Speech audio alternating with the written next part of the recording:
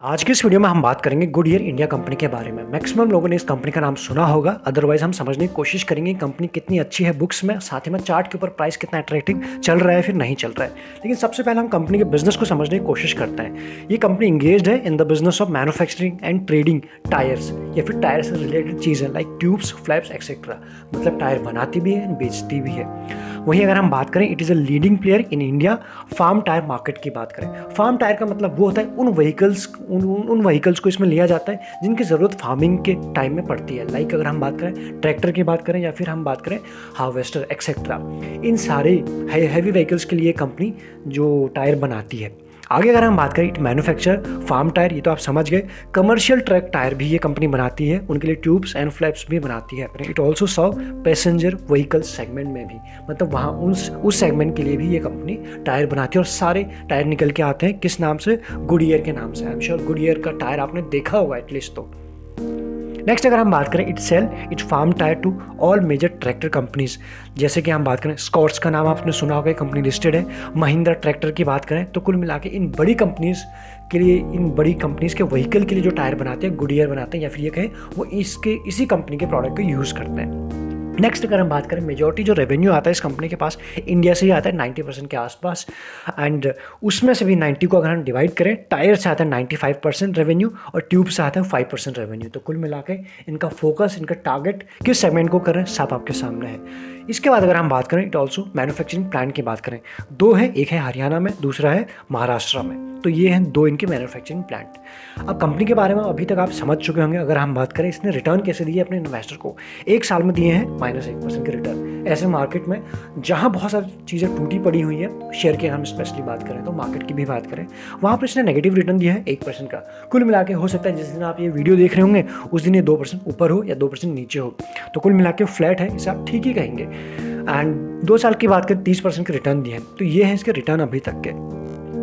Next अगर हम बात करें, इन रिटर्न के पीछे कंपनी का काम तो आप समझ गए, रिटर्न भी आप देख लिया। अब देखें इसके क्वार्टरली रिजल्ट कैसे आते हैं। सबसे पहले अगर हम बात करें, पिछले 4 क्वार्टर को हम एक एक करके समझने की कोशिश करते हैं। सितंबर क्वार्टर में इसकी जो सेल थी ऑलमोस्ट 698 के आसपास, 700 CR के आसपास थी। उसके नेक्स्ट क्वार्टर में सीधा 100 CR का हमें यहाँ पे डिप नजर आए इस क्वार्टर में। अगले क्वार्टर की हम बात करें, नेक्स्ट अगर हम बात करें और कम हो गया है 598, 605 से 598, और फाइनल जाके ये 22 जून की अगर हम बात करें, इस क्वार्टर में सभी को इसने यहाँ पे जाके बीट कर दिया, या फिर ये कहें रिकवरी हमको देखने को मिली है 819 के आसपास। अब ज़रा ध्यान दीजिएगा, जिस तरह से हम सेल्स देख रहे हैं, जब हम चार्ट पे देखेंगे तो कुछ ऐसे ही मूव भी आपको बड़े बड़े देखने को मिलेंगे। ये चीज़ यहीं से निकल के आई है चार्ट पर। आगे अगर हम बात करें ऑपरेटिंग प्रॉफिट की बात करें, 60 था, 34, 60 वापस इस लेवल के आसपास आया। मतलब सेल्स उससे ज़्यादा हुई है लेकिन ऑपरेटिंग प्रॉफिट मुश्किल से उसी लेवल के आसपास आया। लेकिन ये कह सकते हैं क्वार्टरली के लेवल पर आ चुका है। अब इस क्वार्टर में कैसे कंपनी रिजल्ट पोस्ट करती है वो तो देखने वाली बात होगी।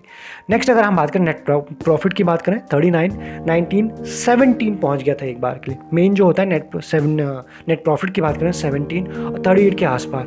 तो कुल मिला के पिछले 4 क्वार्टर में हमें क्या देखने को मिल रहा है, एक जिगजैग, एक रेंज, जैसे मार्केट रेंज बाउंड में फंस जाती है वैसे इसके नंबर है। बस ये ज़रूर कह सकते हैं नेगेटिव में नहीं है, इतना आप कह सकते हैं। नेक्स्ट फोकस करते हैं जो हमारे लिए इंपॉर्टेंट रहेगा कि ठीक है क्वार्टरली बेसिस पे तो हो ही जाता है, और प्लस सिनेरियो ऐसे चल रहा है जहाँ इकॉनमी की बात करें या फिर इन्फ्लेशन की बात करें, डॉलर की बात करें, कई सारी चीज़ें हो जाती कहने को। बट यहाँ पर हमको समझ में आ जाती है ईयरली बेसिस पर, क्योंकि हर साल एक जैसा नहीं होता है। यहाँ आप देख पाएंगे मार्च 20 में 1746, उसके बाद 1792, उसके बाद अगर हम बात करें 2436। तो कुल मिला के ईयरली बेसिस पे ये ग्राफ भी आपको बता रहा है कि यहाँ पर सेल्स अच्छी हो रही है ईयरली बेसिस पर। ऑपरेटिंग प्रॉफिट की बात करें 136, 217, 172, यानी कि मार्च 22 में यहाँ पर हमें डिप देखने को मिला था। TTM तक की बात करें 187, यहाँ पर भी हमें क्या समझ में आ रहा है, 136 से ये बीच में अच्छा गया था 21 में, और उसके बाद वापस से अभी कम ज़रूर हो गया। इसी तरह के मूव्स जैसे इसके रिजल्ट में आपको देखने को मिला ना, एग्जैक्टली ऐसे ही मूव आपको इसके चार्ट में भी देखने को मिलेगा। समझेंगे अभी, लेकिन पहले आप इनको गौर करते रहिए, एटलीस्ट याद रखिए। वहीं बात करें नेट प्रॉफिट के 89, देन उसका 136, 109 एंड 114। तो क्या समझ में आ रहा है, कोई एक कंसिस्टेंसी देखने को नहीं मिले। मतलब पॉजिटिव में सारी चीज़ें हैं, जिगजैग के फॉर्म में ही देखने को आपको मिल रही हैं। नेक्स्ट अगर हम बात करें इसके सेल्स एंड प्रॉफिट ग्रोथ, यहाँ पर भी आपको बहुत बड़े बड़े मूव्स देखने को मिलेंगे। जैसे कि सबसे पहले बात करें सेल्स ग्रोथ कैसी रही है, 5 साल में 10%, 3 साल में 9 और 1 साल में सीधा पॉजिटिव 36, जो 5 और 3 साल में नहीं हुआ वो चल दिया ऊपर बहुत ज़्यादा। इस हिसाब से हम कह सकते हैं कि 1 साल में काफ़ी अच्छा है।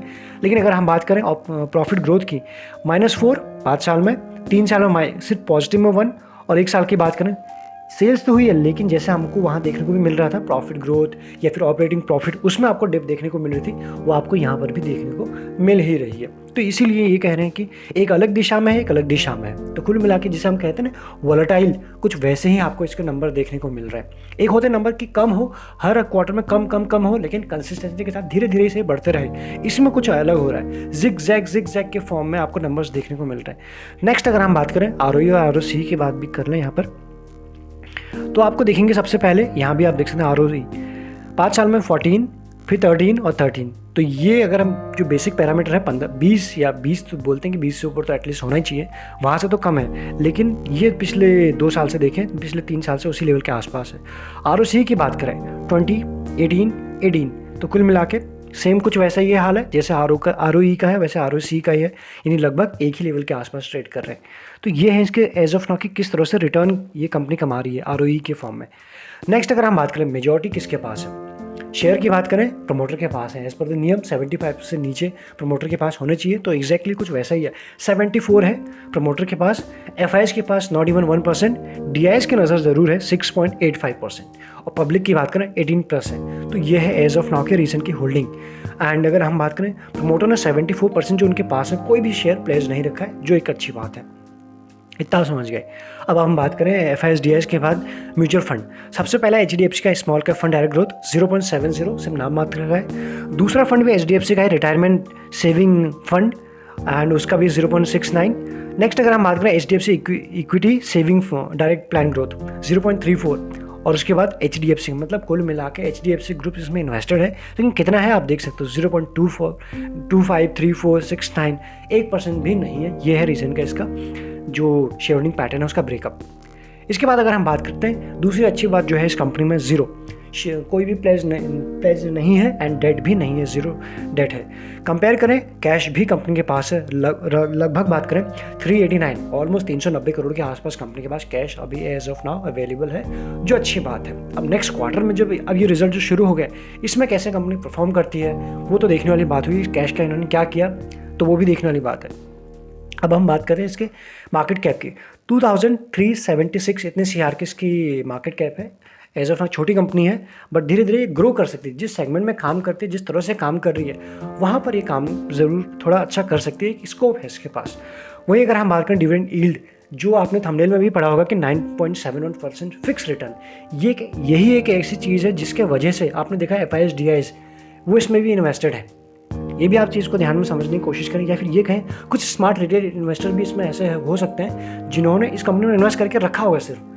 क्यों? अगर शेयर बढ़ गया वो तो हम चार्ट पे देखेंगे, जबकि बहुत वोलेटाइल है इसका चार्ट भी, तब भी उनको फ़ायदा हो जाएगा, और नहीं बढ़ा तब भी फ़ायदा हो जाएगा, क्योंकि आपको 9.71% इतना रिटर्न आपको फिक्स मिलेगा। जितना भी आप इन्वेस्ट इसमें आपने किया है साल का, सपोज आपने 1 लाख किया है तो 1 लाख पर आपको बैंक देगी, बैंक में आप FD करोगे तो आपको 4 से 5% मिलेगा, 5% भी नहीं मिलेगा एज ऑफ नाउ, तो 4% देगी, फिक्स मिलेगा। लेकिन यहाँ क्या मिलेगा, फिक्स 9.71% इतना डिविडेंड तो देती है एज ऑफ नाउ। अब आगे क्या चेंज करेगी वो हमारा आप अभी नहीं जानते हैं। इतना डिविडेंड तो मिलेगा ही, उसके अलावा शेयर बढ़ गया, आपके प्राइस से ऊपर चले गया तो प्राइस एप्रिशिएट भी मिल गया, एप्रिसिएशन भी मिल गया, तो वहाँ पे आपको डबल फायदा होंगे। तो ऐसे में अगर प्राइस नहीं भागा तो एटलीस्ट 9.71 तो आपको हर साल मिल ही रहा है। तो एक छोटा अमाउंट लोगों ने क्या कर रखा है, इसमें लगा के छोड़ के रखा है। शेयर बढ़ गया तो बुक कर लेंगे, नहीं किया देन उसके बाद हम डिविडेंड लेते रहेंगे। तो बहुत बार जो बड़े प्लेयर होते हैं या बड़े फंड हाउस होते हैं, वो डिविडेंड वाले प्लेयर में भी या फिर शेयर में भी इसीलिए घुसते हैं ताकि उन्हें एक तरह से जो रेगुलर इनकम मिलते रहे। ये एक चीज़ है। फिर डिविडेंड का जो पैसा आ गया वो आपके बैंक अकाउंट में आएगा, फिर चाहे उसको आप री इन्वेस्ट कर दो इसी शेयर में या किसी शेयर में इन्वेस्ट कर दो, तो उससे क्या होगा, हर साल आपके ये लगभग 10% के आसपास रिटर्न आते रहेगा। उस 10% को या तो आप इसमें लगाओ या किसी और में। इसलिए इसकी सबसे अच्छी बात यह है इस शेयर के एज ऑफ नाउ तक। EPS की बात करें, ये भी अच्छा है, 39%, 39.31, जिसे आप काफ़ी अच्छा कहेंगे। इंडस्ट्री भी 38 के आसपास चलिए स्टॉक चल रहा है, अपने भाव से, इंडस्ट्री भाव से काफ़ी नीचे 20 के आसपास। तो ये भी इसके वैल्यूएशन भी अभी महंगे नहीं चल रहे हैं, इसके वैल्यूएशन भी काफ़ी अच्छे ही चल रहे हैं। तो सबसे अच्छी बात क्या है इसकी, डिविडेंड यील्ड। अब डिपेंड करता है कि आपको अच्छा लगता नहीं लगता है। 1-2% के लिए हम ज़्यादा फोकस नहीं करते हैं, वो 1% 1.5% मिल ही जाता है। लेकिन जहाँ पे 8-9% कोई शेयर आपको दे रहा है हर साल, वहाँ पे थोड़ा सा जो है एक बार सोचने को मन करता है क्या हम डिविडेंड वाले प्लेयर हैं या फिर नहीं है, करना चाहिए नहीं करना चाहिए, स्ट्रैटेजी लगानी पड़ जाती है वहाँ पर। नेक्स्ट अगर हम बात करें इसके चार्ट के ऊपर, चार्ट जैसे कि हम बात करें कि वोलेटाइल है, आपको बड़े बड़े मूव्स दिखेंगे। अब आपके सामने आ चुका है इसका मंथली का चार्ट। जब से कंपनी लिस्ट हुई है ये देखेंगे 17, और ये है इस वक्त हम आज के दिन ये वीडियो बना रहे हैं तो 2022 में, यहाँ देख लीजिए ऑलमोस्ट 23 आने वाला है। तो यहाँ पर इसमें क्या हो रहा है इसको बड़े ही ध्यान से समझिएगा। इसमें आपको ट्रेंड लाइन देखने को मिली है। ट्रेंड लाइन से भी ऐसा नहीं कहीं से भी कहीं खींच दिया इसका कोई मतलब हो जाता है। जैसे कि अगर हम बात करें जब इसमें मंथली के टाइम फ्रेम में जो करेक्शन आया ना, जैसे कि 2013, 13, 17 और उसका फाइनली जो सबसे बड़ा क्रैश की अगर हम बात करें कोविड का टाइम, तो ये भी आप देखेंगे इसी लेवल के आसपास। तो ये ट्रेंड लाइन बिल्कुल ये इसको फॉलो करते हुए जा रहा है एज ऑफ नाउ, यानी कि मंथली के टाइम फ्रेम में इसका जो ट्रेंड है, या फिर ये कहें लॉन्ग टर्म, हम जो बोलते हैं long term theory, long term में शेयर पॉजिटिव होगा, लॉन्ग टर्म में बढ़ेगा ही, उसके लिए एक ट्रेंड तो होना चाहिए। लॉन्ग टर्म में अगर उसका ट्रेंड जो है नेगेटिव हो चुका है, फिर कहाँ से बढ़ेगा वो, या फिर बढ़ेगा तो बहुत लंबा ही समय ले लेगा, मे बी तब तक हम पेशेंस लूज़ कर दें, तो ये भी वाली बात हो जाती है देखने की।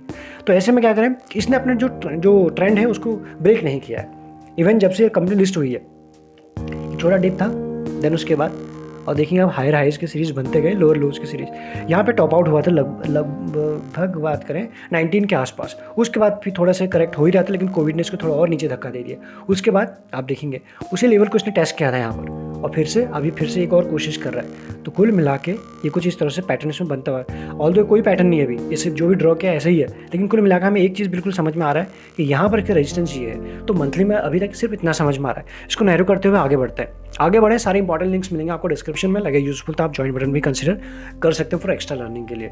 वो आपको चैनल के ऊपर भी मिल जाएगा बटन, एंड आपको डिस्क्रिप्शन में भी मिल जाएगा। आप समझते हैं मंथली के बाद वीकली इसमें क्या हो रहा है। वीकली में आप यहाँ देखें, ये ट्रेंड लाइन अगर हम बात करें, ये जो ट्रेंड लाइन दिख रही है ये वही है जो हमने मंथली में ड्रॉ की, ये वाली ये वही है, इसको हिलाया नहीं है। नेक्स्ट बात करें, ये जो रेजिस्टेंस है बिल्कुल वही है जो हम वहाँ देख रहे थे मंथली के टाइम फ्रेम में, जो इसने टेस्ट किया था। पहले यहाँ टेस्ट किया, देन कोविड का फॉल आया, देन उसके बाद ये आया, ठीक है, एक बार इसको टेस्ट कर चुका है। सेकेंड बार में क्या हो रहा है, अब इस हो क्या रहा है, जब इसने यहाँ से देखें कोविड का फॉल आया, फिर इसने ये इसका जो ट्रेंड लाइन से जो मंथली के टाइम फ्रेम में था, और उसके बाद जब इसने रिकवरी शुरू की तो इस ट्रेंड लाइन के सहारे ही है, यानी यहाँ से गया सेकंड थर्ड और यहाँ पर जाके इसने फिर से टच कर दिया। जैसे इसको ब्रेक किया तो इसमें ट्रेंड ब्रेक हो चुका था, फिर यहाँ आ गया। तो अभी क्या हो रहा है, अभी हम वीकली के टाइम फ्रेम में बात कर रहे हैं। इतना तो हमें समझ में आ गया कि बड़े पिक्चर में ये है इसका ट्रेंड, और बड़े पिक्चर में ये है इसका रेजिस्टेंस या फिर टारगेट, जैसे भी हम लें। अब उसके बीच में भी तो बहुत कुछ हो रहा है, वो हम देखने की कोशिश करेंगे यहाँ पर। अब जब ये करेक्शन यहाँ से रिजॉल्व होता हुआ नज़र आ रहा है, यहाँ से जो रिसेंट में आया था, अब यहाँ से क्या हो रहा है, फिर से ऊपर जाने की कोशिश कर रहा है एक छोटी सी ट्रेंड लाइन के सहारे, और इसका टारगेट बनेंगे ये। तो हमें एग्जैक्टली क्या समझ में आ गया, इसके ऊपर जब निकलेगा तभी हमको एक फ्रेश और अच्छी और लंबी तेज़ी देखने को मिलेगी। इतना तो हमें समझ में आ गया। और नीचे के लिए एक स्ट्रॉन्ग सपोर्ट जिसे हम बोलते हैं लॉन्ग टाइम फ्रेम में, वो हमें मिल गया। लेकिन बीच बीच में जो हमें सपोर्ट मिल रहे हैं वो ये ट्रेंड लाइन का काम करेंगे, इतना हमें समझ में आ गया। और नैरो करते हैं इसको वनडे के टाइम फ्रेम में, बाकी सारी चीज़ें क्लियर हो जाएंगी। यहाँ पर ये आप देख सकते हैं, ये हमारा जो अल्टीमेट जो रेजिस्टेंस है इसका, उससे पहले जो रेजिस्टेंस जो निकल के आ रहे हैं ये देखेंगे आप।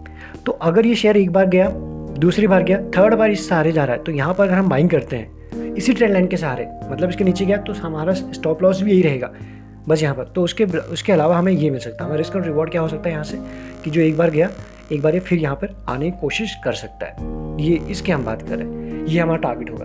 देन उसके बाद देखेंगे किस तरह से ये रिएक्ट करता है। सेकंड टारगेट ये निकल के आएगा, फाइनल जब इसके ऊपर निकल जाएगा और ये प्राइस निकल के आ रहा है 1300 के आसपास, 1300 के पास जब ये जाएगा, उसके बाद इसमें एक बड़ा रेजिस्टेंस टूटेगा, तो एक बड़ी हमें अपमूव देखने को मिलेगा। लेकिन अभी कहाँ प्राइस, अभी है 1030 के आसपास, नहीं 1000 के आसपास, 300 पॉइंट का गैप अभी भी है। इसलिए 300 पॉइंट को भी तो हमें ट्रेड करना है अगर हम शॉर्ट टर्म ट्रेडर हैं, या फिर कोई चीज़ हमें उसमें पैटर्न बनते हुए दिख रही है। तो ये ट्रेंड लाइन आपको नैरो करते करते आप जब आगे बढ़ेंगे तब आपको समझ में आएगा। तो इस ट्रेंड लाइन के सहारे अगर हम आगे बढ़ते हैं तो फर्स्ट टारगेट, ये सेकंड टारगेट, ये हमको आते हुए दिखेंगे। तो आई थिंक हमने क्या किया, इसको मंथली, वीकली और वनडे के टाइम फ्रेम में समझने की कोशिश की।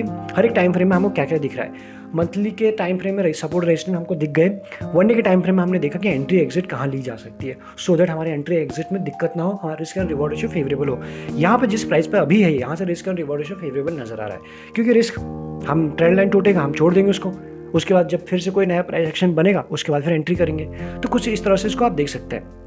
मैक्सिमम चीज़ें कवर कर ली, इसके बाद भी कुछ क्वेरी रह गई हैं, आप हमें कमेंट में बता सकते हैं। अदरवाइज जिस सेगमेंट में कंपनी काम करती है, बहुत सारे सेगमेंट, उस सेगमेंट में बहुत सारे प्लेयर काम करते हैं, जैसे कि हमने बात की बालकृष्ण इंडस्ट्री भी इसी सेगमेंट में काम करती है। लेकिन ये कंपनी भी एक अच्छी कंपनी में निकल के आती है, इसका फंडामेंटल में उतने वीकनेस नहीं है, लेकिन रिजल्ट जो जिगजैग है वैसे इसके चार्ट में भी आपको जिगजैग देखने को मिलता है। तो इसके लिए हमें रेडी रहना पड़ेगा, क्योंकि एक छोटी कंपनी है तो भागती भी वैसी है, जैसे आपने देखा कि यहाँ से रिटर्न देने पर आती है तो वन साइडेड अप मूव, और जब करेक्शन आता है तो पूरा रिट्रेसमेंट, कभी भी 75% 80% का रिट्रेसमेंट भी इसमें हो जाता है। आप देखेंगे 80% का ऑलमोस्ट इतना रिट्रेसमेंट हो जाता है। तो लार्ज कैप में जैसा हमको देखने को नहीं मिलता है, तो इस चीज़ का भी हमें ध्यान रखना पड़ेगा जब भी हम स्मॉल कैप या फिर मिड कैप में इन्वेस्ट करते हैं। कंपनी अच्छी है, कंपनी में कोई दिक्कत नहीं है, बाकी आप अपने रिसर्च तो करेंगे। एक शॉर्ट एनालिसिस थी आपके सामने, बाकी डीप में तो आप आई एम श्योर कि आप डीप में पढ़ेंगे ही, समझेंगे ही इन्वेस्ट करने से पहले।